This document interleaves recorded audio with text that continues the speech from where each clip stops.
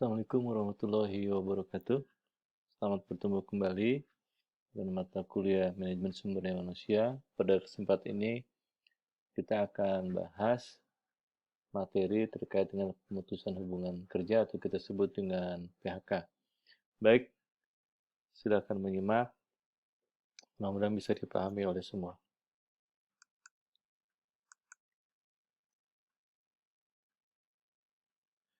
Baik, kita mulai dengan pengertian PHK atau pemutusan hubungan kerja. PHK adalah suatu kondisi tidak bekerjanya lagi karyawan pada perusahaan karena hubungan kerja antara karyawan dan perusahaan terputus atau tidak diperpanjang lagi. PHK adalah pengakhiran hubungan kerja karena suatu hal tertentu yang mengakibatkan berakhirnya hak dan kewajiban antara pekerja dan perusahaan. Hal ini dapat terjadi karena pengunduran diri, pemberhentian, dan oleh perusahaan atau habis kontrak. Menurut Undang-Undang Republik Indonesia Nomor 13 Tahun 2003 tentang Ketenagakerjaan, Pasal 1 Ayat 25, pemutusan hubungan kerja atau PHK adalah pengakhiran hubungan kerja karena suatu hal tertentu yang mengakibatkan berakhirnya hak dan kewajiban antara pekerja atau buruh dan pengusaha. Berikutnya adalah apa yang menyebabkan hubungan kerja dapat berakhir. Pertama adalah menurut pasal 61 Undang-Undang Nomor 13 Tahun 2003 mengenai tenaga kerja, perjanjian kerja dapat berakhir apabila pertama pekerja meninggal dunia, jangka waktu kontrak kerja telah berakhir, adanya putusan pengadilan atau penetapan lembaga penyelesaian perselisihan hubungan antar industrial yang telah mempunyai kekuatan hukum tetap, adanya keadaan atau kejadian tertentu yang dicantumkan dalam perjanjian kerja, peraturan perusahaan, atau perjanjian kerja bersama yang dapat menyebabkan berakhirnya hubungan kerja. Diatur dalam pasal 153 ayat 1 Undang-Undang Nomor 13 Tahun 2003 tentang Ketenagakerjaan yang menyatakan bahwa pengusaha dilarang untuk melakukan PHK atau pemutusan hubungan kerja. Perusahaan dilarang melakukan PHK dengan alasan diantaranya pekerja berhalangan masuk karena sakit, jadinya yang sakit tidak boleh di PHK, ya. Lalu pekerja berhalangan menjalankan pekerjaan karena memenuhi kewajiban terhadap negara sesuai dengan ketentuan peraturan perundangan yang berlaku. Pekerja menjalankan ibadah yang diperintahkan oleh agama, jadi tidak boleh di PHK sedang beribadah. Pekerja menikah, ya, pekerja perempuan hamil, melahirkan, gugur kandungan atau menyusui bayinya, ya. Itu adalah hal-hal yang tidak boleh kita lakukan PHK. Bagaimana proses PHK dalam suatu perusahaan? Pertama, bahwa pemberhentian hubungan kerja oleh perusahaan harus dilakukan dengan baik sesuai dengan regulasi pemerintah, ya. Yang mana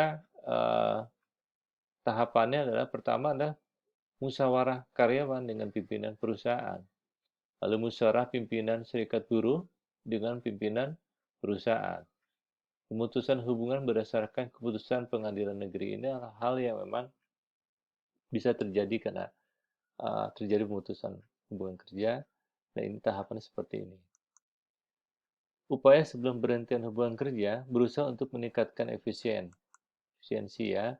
Pertama, mengurangi shift kerja. Jadi kita coba dengan mengurangi shift kerja terlebih dahulu, tidak langsung kita putuskan hubungan kerja. Menghapuskan kerja lembur, mengurangi jam kerjanya, mempercepat pensiun, meliburkan atau merumahkan karyawan secara bergilir, ya. Ini adalah salah satu teknik, ya. Lalu dampak PHK bagi perusahaan seperti apa? Dampaknya bahwa perusahaan harus mencari pengganti dengan karyawan baru, ya. Kehilangan karyawan yang sudah berpengalaman dan setia, memerlukan biaya yang besar untuk merekrut lagi. Ini adalah risiko yang harus diterima oleh perusahaan ketika kita mem-PHK. Bagaimana cara menghindari PHK? Yang jelas, bekerja dengan baik. Artinya karyawan berusaha untuk bekerja dengan baik. Hindari hal yang dapat membahayakan posisi Anda di perusahaan. Ya, selalu belajar, kuasai keahlian lain, harus memiliki keahlian, membuat prestasi kerja di perusahaan. Ya, mulai mencintai pekerjaan kita, berusaha untuk mencintai pekerjaan kita. Lalu sebab-sebab PHK atas dasar permintaan sendiri. Jadi bisa saja memutus hubungan kerja atas permintaan sendiri. Tidak dapat mengembangkan karir, alasannya lingkungan kerja yang kurang nyaman, masalah kesehatan, perlakuan yang kurang adil, tingkat kompensasi yang rendah, ya, pekerjaan tidak cocok dengan minat dan bakat, ya. Artinya bahwa kita baru saja melakukan pemutusan hubungan kerja dari pihak karyawan. PHK karena kebijaksanaan perusahaan. Karyawan tidak disiplin, ya. Karyawan kurang cakap dan tidak produktif. Karyawan melakukan tindakan asusila, penyederhanaan organisasi dalam perusahaan, ya. Lalu adalah selanjutnya PHK karena peraturan undang-undang. Karena meninggal dunia, ya jelas pemutusan hubungan kerja telah mencapai batas usia, sudah terlalu tua, melanggar peraturan berlaku yang jelas, berakhirnya kontrak dengan perusahaan bagi mereka yang karyawan kontrak, ya. Lalu selanjutnya adalah PHK yang bersifat permanen. Ya, ada PHK yang bersifat permanen, pemberhentian dengan hormat.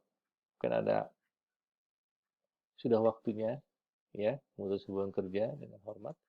Permintaan sendiri telah mencapai usia pensiun, sudah waktunya, lalu karena meninggal dunia, adanya penyederhanaan organisasi perusahaan, ya, jadi strukturnya mungkin dipersempit lagi, diperkecil, tidak cakap jasmani atau rohaninya, ya, berhenti dengan tidak hormat, melakukan pelanggaran atau kejahatan, terlibat dalam perbuatan yang menentang pemerintah, meninggalkan tugas tanpa izin, sengaja melanggar ikatan perjanjian kerja, merugikan perusahaan tempat bekerja, ya, itu adalah hal-hal yang dapat melakukan pemberhentian dengan tidak terhormat. Lalu berikutnya adalah menurut Undang-Undang Nomor 13 Tahun 2003 tentang Ketenagakerjaan, bab 10 tentang hubungan kerja, pasal 50 nyatakan bahwa hubungan kerja terjadi karena adanya perjanjian. Artinya pada saat kita melakukan pekerjaan harus ada perjanjian dulu antara calon karyawan dengan perusahaan. Perjanjian kerja dibuat secara tertulis atau lisan. Perjanjian kerja yang disyaratkan secara tertulis dilaksanakan sesuai dengan peraturan perundang-undangan. Jadi perlu ada kontraknya, ya, kontrak kerja harus ada. Lalu pekerja atau buruh yang mengajukan pengunduran diri harus memenuhi syarat mengajukan permohonan pengunduran diri. Tertulis lambatnya 30 hari, arti tidak tiba-tiba dia langsung mengundurkan diri, harus dikasih jeda buat perusahaan untuk mencari pengganti. Tidak terikat dalam ikatan dinas, ya. Tetap melaksanakan kewajibannya sampai tanggal mulai pengunduran diri. Jadi dikasih jeda waktu, ya. Lalu kompensasi bagi karyawan yang di PHK. Nah, jadi kompensasi ada aturannya, diatur dalam pasal 156 dan 157 Undang-Undang Nomor 13 Tahun 2003, bantuan bagi karyawan yang di PHK. Ya, ada aturan mainnya, diatur dalam peraturan Menteri Tenaga dan Transmigrasi Republik Indonesia, ya, tentang bantuan keuangan bagi tenaga kerja peserta program jaminan sosial. Jadi kompensasinya harus ada dari pihak perusahaan. Lalu pensiun, suatu jangka waktu yang ditentukan berjarak dari beberapa bulan sampai 1 tahun.